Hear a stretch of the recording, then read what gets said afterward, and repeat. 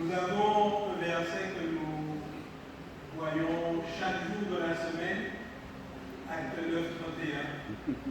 Et c'est sur ce verset que nous allons échanger ce matin. Amen. Amen.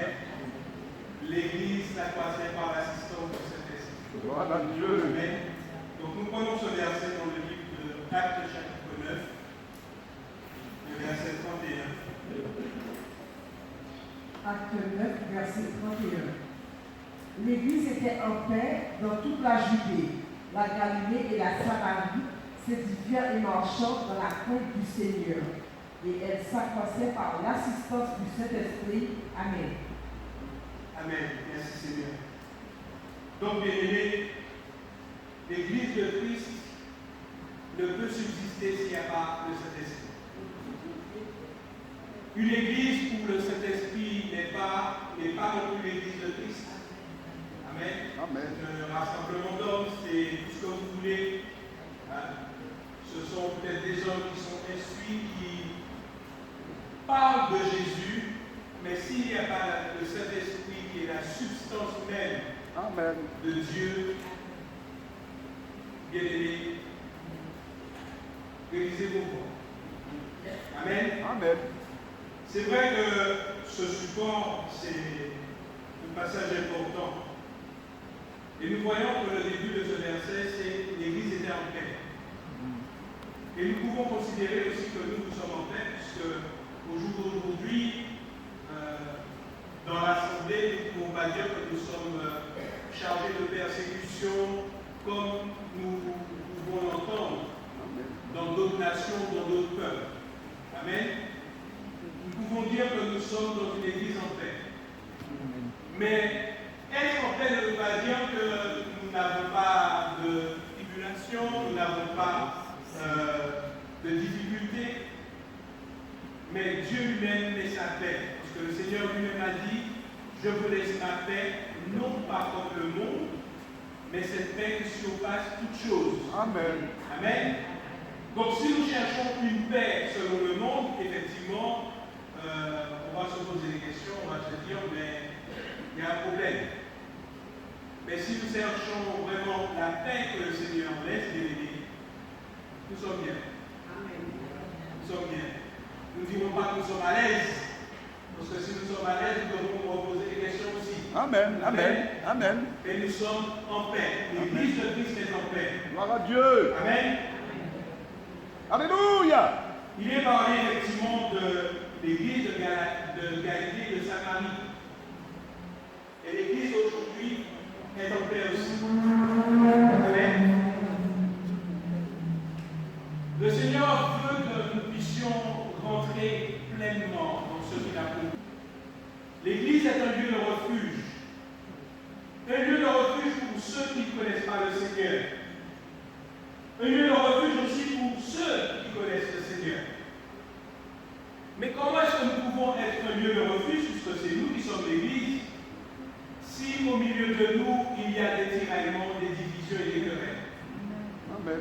Comment nous pouvons être un lieu de refuge, un phare pour ceux qui ne connaissent pas le Seigneur, si il y a des problèmes au milieu de nous?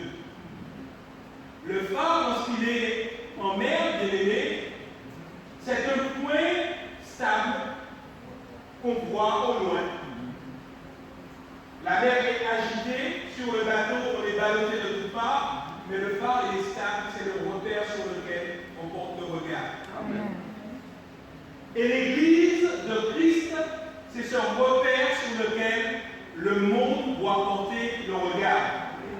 Amen. Et on pourrait se poser la question, mais pourquoi est-ce que le monde ne regarde pas à nous?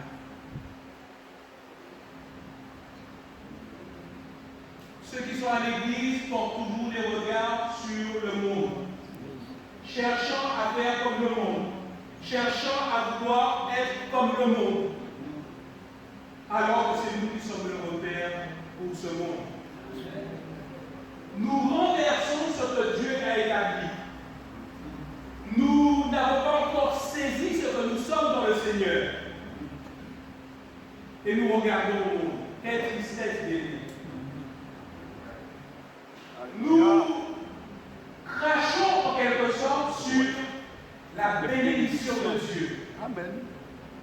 cadeau que Dieu nous a donné. Nous ne considérons pas ce que nous sommes réellement en Christ. Amen. Oh! Lorsque la parole de Dieu nous est enseignée, bien-aimés, nous faisons une sélection de ce que nous voulons entendre et de ce que nous ne voulons pas entendre. Ce qui est applicable selon nous et ce qui n'est pas toujours selon nous. Est-ce que le Seigneur Jésus est glorifié dans cela? Non. La parole du Seigneur est immuable, c'est-à-dire qu'elle ne change pas. Et si nous voulons entrer et être cette église forte que le Seigneur attend de nous, bien-aimés, il faut que nous soyons calqués sur cette parole. Il faut que nous soyons fondés sur cette parole. L'église de Christ a l'obligation de croître, obligation de croissance. Vous me direz, mais j'ai peut-être un problème, il y a peut-être un problème, ce frère. Non. Le verset nous dit, elle s'accroissait par l'assistance du Saint-Esprit. L'église de Christ doit grandir, bien-aimés. Amen. Elle doit s'accroître. Amen. Elle doit se multiplier. L'église, c'est pas l'assemblée. Amen. Nous sommes une partie de ce que l'église de Christ est. Gloire à Dieu. Il n'est qu'une partie. L'église de Christ doit grandir. L'église de Christ, sa parole doit être proclamée et prononcée afin d'apporter le salut à ceux qui ne connaissent pas Jésus. Amen. Figurez-vous, bien-aimés, que dans ce siècle dans lequel nous sommes, nous disons qu'il y a toutes sortes de choses pour que les gens puissent entendre la parole du Seigneur, qu'il y a encore des hommes et des femmes qui n'ont jamais entendu parler de Jésus. Internet, ça n'existe pas partout. Hein? Ça n'existe pas partout.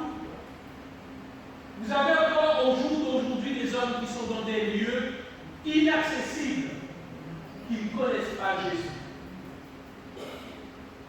Amen. Amen. Nous sommes en paix. Et lorsqu'on voit un petit peu ce qu'était Israël lorsqu'ils étaient en paix, qu'est-ce qui se passait dès qu'Israël était en paix? Est-ce qu'il y a quelqu'un qui peut me dire ce qui se passait? Lorsque Israël était en paix, le problème qui se posait pour Israël,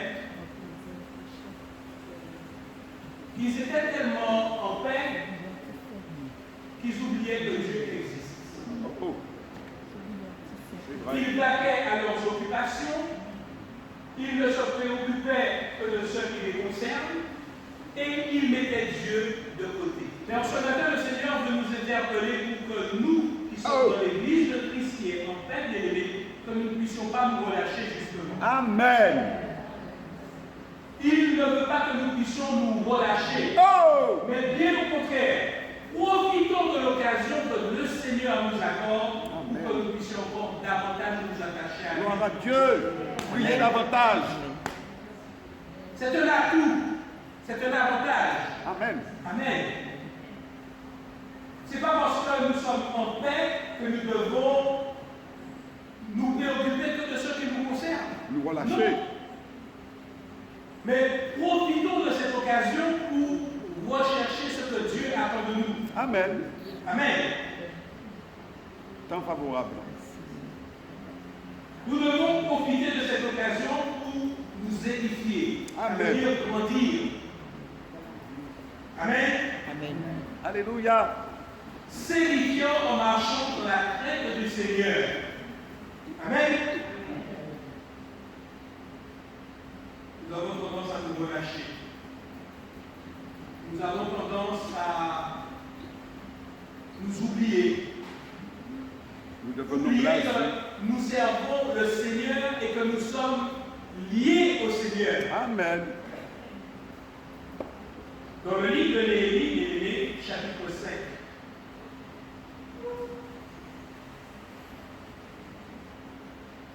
À partir du verset 9, il est dit: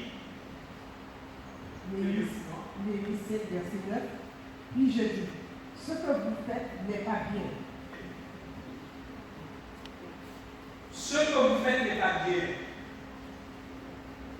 Ne devriez-vous pas marcher dans la crainte de Dieu pour n'être pas insultés par les nations vos ennemis? Amen. Lorsque l'Église se relâche, lorsque le peuple de Dieu n'est pas conscient de l'importance qu'il a pour le Seigneur, nous sommes pour le monde un sujet je dirais, de risée, de moquerie. Amen. Nous faisons le monde critiquer Dieu. C'est vrai.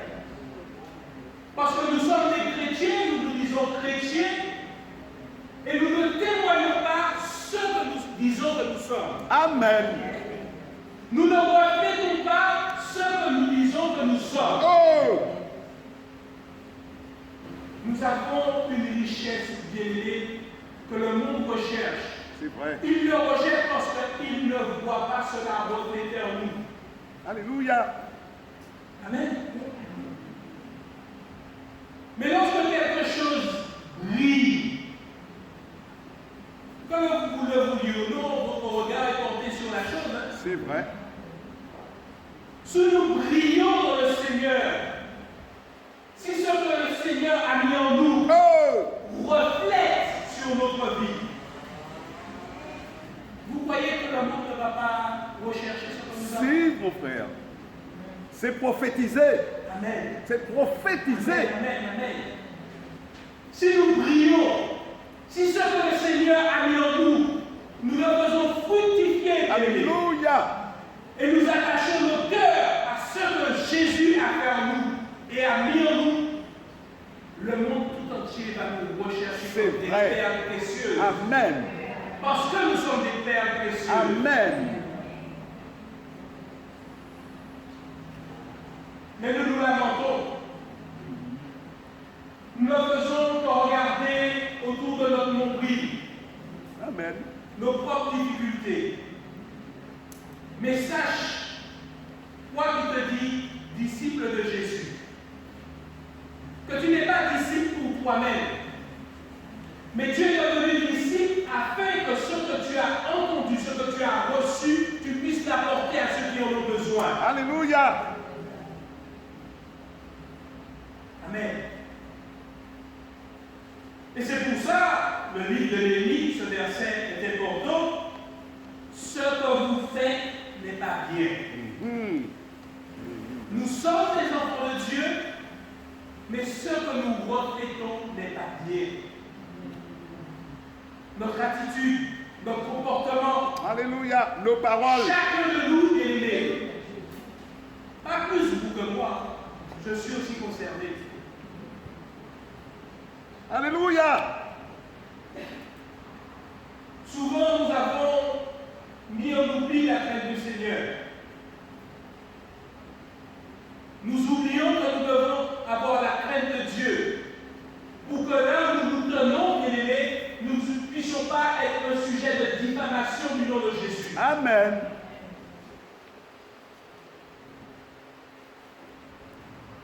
Le païen est dans toutes sortes d'abominations et le chrétien se trouve bien dans l'abomination.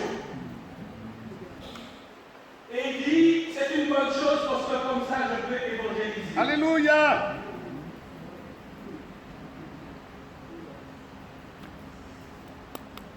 Tu évangélises qui? Tu évangélises quoi? En ayant un témoignage semblable à celui qui n'est pas converti? Amen. En ayant une attitude de celui qui n'est pas converti? La Bible nous enseigne, bien aimés, que nous ne sommes pas du monde. Nous sommes dans le monde, Amen. mais nous ne sommes pas du monde. Gloire à Dieu. Et il doit y avoir une différence entre celui qui est dans le monde et celui qui n'est pas dans le monde.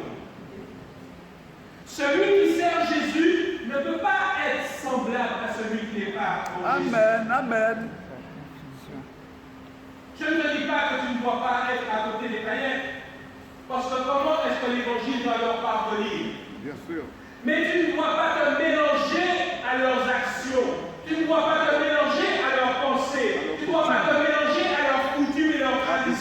Amen. Parce que le Seigneur t'a arraché du monde. Oh! Alléluia. Alléluia. Gloire à Dieu. Prétextant que nous voulons évangéliser, chanter Noël, nous allons. Carnaval, nous allons. Même les fêtes que le païen n'a pas encore inventées, avant même qu'il ait créé, c'est déjà dedans.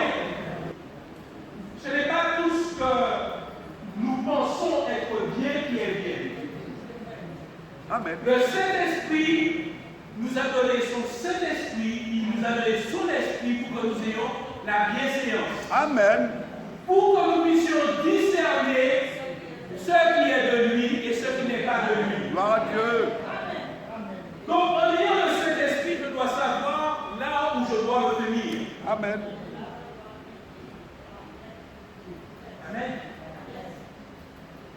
Je ne vous dis pas que toutes les fêtes que votre famille fait, que vous devez être absent. Non, loin de là. Des fois, nous voulons prendre toutes sortes de théories, de thèses, de discussions, de paroles. Mais au lieu de donner la vie, nous attirons la malédiction.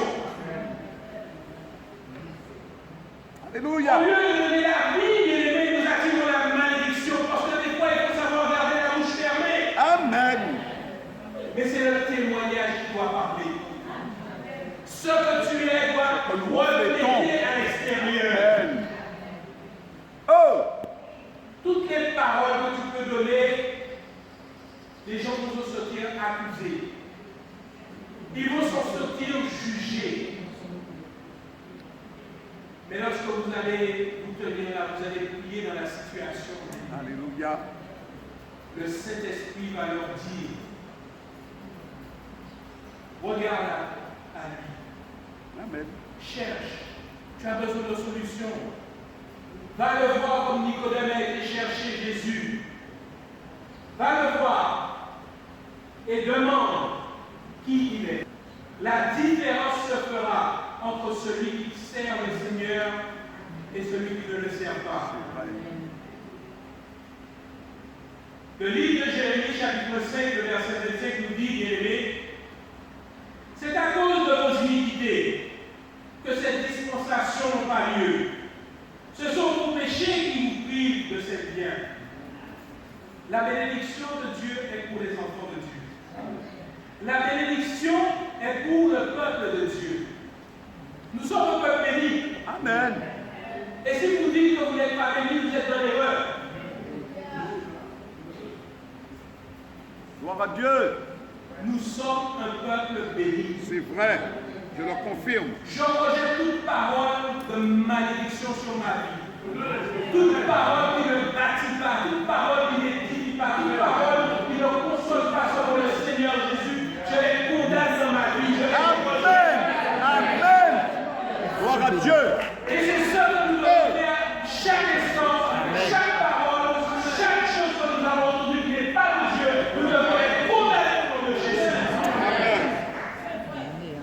Le diable doit trembler devant nous, devant notre témoignage. Le malin sait avec qui il a affaire. Il sait avec qui il a affaire. De la même manière que les démons fléchissent les genoux devant le Seigneur Jésus. Si nous sommes un chrétien sincère, je m'en vais le mot chrétien. Si nous sommes un disciple de Jésus, parce que tout le monde se dit chrétien aujourd'hui, ils se disent chrétiens. Mais les disciples de Jésus, c'est différent. Un disciple de Jésus est différent. Parce que le disciple reproduit ce que son maître lui a appris. Amen. Nous voulons voir la gloire de Dieu, bien-aimés. Nous voulons que le Saint-Esprit soit présent au sein de l'Église. Nous voulons que l'Église s'accroisse. Nous voulons que l'Église grandisse. Mais chacun de nous qui sommes une pierre vivante, Alléluia. nous devons être cette pierre vivante. Amen. Tous les membres de notre corps, bien-aimé, est différent. Mais chacun a son importance. Amen. Le cerveau ne fera pas ce que la main fait. Sans cerveau, tu ne vas pas pouvoir utiliser la main. Mais avec le cerveau sans main, ce que tu veux saisir, tu ne pourras jamais le saisir. J'avais entendu une prédication où le serviteur disait, il parlait justement du corps. Des fois, on ne fait pas cas de nos petits orteils. Et il disait, mais si vous n'avez pas les petits orteils, vous ne donnez pas d'eau. Amen. Parce que ça te permet d'avoir de l'équilibre. Tu vas passer sur quelque chose d'étroit, ou comme les gendarmes te disent, marcher sur une ligne, tu vas pouvoir marcher sur la ligne. Et si tu n'as pas les orteils, jamais tu pourras le faire. Amen. Donc, ne nous dénigrons pas les uns les autres. Amen. Parce que nous avons cette tendance, parce que moi j'ai un ministère prophétique, moi je sers le ministère de prédicateur, moi j'ai un ministère, je suis appelé grandement, richement et je ne sais quoi. Mais qui c'est qui a donné ça? Amen. C'est Jésus. C'est le Saint-Esprit. Il ne fait exception de Et la personne. Bible nous dit que le Saint-Esprit faisait quoi? Il donnait à chacun selon ses capacités. Amen. Amen. Le prédicateur n'est pas plus que le prophète. Le prophète n'est pas plus que le prédicateur. Et celui qui est dans un autre ministère n'est pas plus que l'autre. Amen. Mais nous avons tendance à regarder à ceux qui sont sur la chair, ceux qui se présentent bien, ceux qui ont toutes sortes de belles représentations. Mais le prédicateur, s'il ne veille pas sur ses voies, il est retranché au même titre que celui qui n'est pas prédicateur. Bien sûr. Amen. La prédication ne t'amène pas au salut. Hein? Non. C'est pas parce que tu parles bien que tu as le royaume des cieux qui est ouvert pour toi. Amen. Tu es plus en danger que les autres. Mais bien au contraire, bien aimé. C'est bien au Celui contraire. qui annonce la parole de Dieu, il est plus en danger. C'est que vrai. les autres. Amen. Il sera jugé plus sévèrement. Amen. Oh! Celui qui annonce la parole de Dieu est plus en danger que les autres. C'est vrai. Et nous devons encore veiller davantage sur nos voies d'éléments. La nature humaine, dans l'exaspération, nous pouvons nous retrouver à faire des choses que nous ne voulons pas faire. C'est vrai. Et à partir du moment que la petite graine a été semée, si vous n'arrêtez pas tout de suite, Amen. ce qui vient de ça, hein, C'est vrai tout de suite. si vous n'arrêtez pas tout de suite, ça devient un gros rocher sur lequel vous ne pouvez rien faire. Amen. Il est Oh! important, bien-aimé. Si nous voulons que l'Église puisse s'accroître par l'assistance du Saint-Esprit, que nous puissions laisser le Saint-Esprit nous conduire réellement. Amen. Parce que bien souvent, notre chair a pris le dessus sur le Saint-Esprit. Bien souvent, notre chair a mis le Saint-Esprit de côté. Et la chair a pris vraiment toutes les armes qu'elle aime et qu'elle se conforte dedans. Amen. Amen. Tout ce qui n'est pas de Jésus rejeté. Amen. Par contre, nous qui sommes mûrs, je parle aux gens mûrs, je ne parle pas aux gens qui disent des paroles. Nous qui sommes mûrs, la Bible nous enseigne que nos paroles soient assaisonnées de sel. Amen. Que nos paroles doivent être pleines de bénédictions. Amen. Même si tu vois la personne dans le pire état que tu pourrais voir, parce que toi déjà C'est passé par l'âme qui a là, besoin de sauver. tu vas passer par l'alcool, tu vas passer par la route, tu vas passer par je ne sais quoi, tu dis béni soit l'Éternel, mais l'autre est passé dedans, c'est des paroles de bénédiction que tu dois lui dire. Alléluia. Non pas des paroles de condamnation. Amen. Parce que lorsque tu prononces des paroles de condamnation sur celui qui est lié déjà, tu le lis encore davantage. C'est vrai. Est-ce que tu as compris l'œuvre du Seigneur? Non. Non. C'est l'œuvre de qui? Satan. Non, le diable. L'œuvre de Satan, l'œuvre du diable, effectivement. Et la Bible nous dit que lorsque tu produis les œuvres du diable, fais quoi? Est-ce que tu es fils de Dieu? Non. Eh bien, choisissons à qui nous appartenons et choisissons notre camp. Amen. Un disciple de Jésus Mais c'est pour ça qu'on connaît l'église là. ne dit pas que des paroles qui va dans le sens des gens, Alléluia. mais il dit des paroles de bénédiction. Là où l'autre est retenu captif, nos paroles doivent l'amener à sortir de la captivité. Amen. Que Brisez les les liens chaînes. de l'iniquité soient brisés dans sa vie. Au nom de Jésus. Soient restaurés au nom de Amen. Jésus. Gloire à Dieu. Amen. Oh! Quand l'Éternel approuve les voies de l'homme, il dispose favorablement à son égard même ses ennemis. Et souvent, bien aimés, nous prenons nos frères et nos sœurs comme des ennemis. Et nous n'avons pas compris, nous combattons contre la chair et le sang. Amen. Mais c'est par l'Esprit. Seigneur, bénis. Seigneur, restaure. Seigneur, fortifie. Seigneur, encourage. Seigneur, relève. Alléluia. Amen. Et là, nous verrons aimer. Assurément, l'Église s'accroissait par l'assistance du Saint-Esprit. Amen. Allons vers le Seigneur et servons-le. L'Esprit de l'Éternel repose. On va prendre Ésaïe chapitre 11, verset 2 à 3. Esprit de connaissance et de crainte de l'Éternel, il respirera la crainte de l'Éternel, il ne jugera point sur l'apparence, il ne prononcera point sur un oui-dire. Amen. Amen. Souvent, nous portons des jugements, nous disons des choses parce qu'on a entendu de tel dire, de tel n'a pas dit. Ce qu'il devait dire, il n'a pas dit, mais ce qu'il ne devait pas dire, il l'a dit. Il a sorti les paroles d'édification et il a utilisé les paroles de malédiction et de le dit. Et toi, tu as entendu ça, tu n'as pas cherché à connaître la source. Mais tu devais gonfler contre ton frère et ta soeur, tu n'as pas prié, tu n'as même pas pris le temps de mettre tes deux genoux par terre pour exercer dans la situation, mais tu donnes à la chair toute son importance et tu viens, tu dis, c'est comme ça. À quel moment tu t'es mis devant la face de Dieu?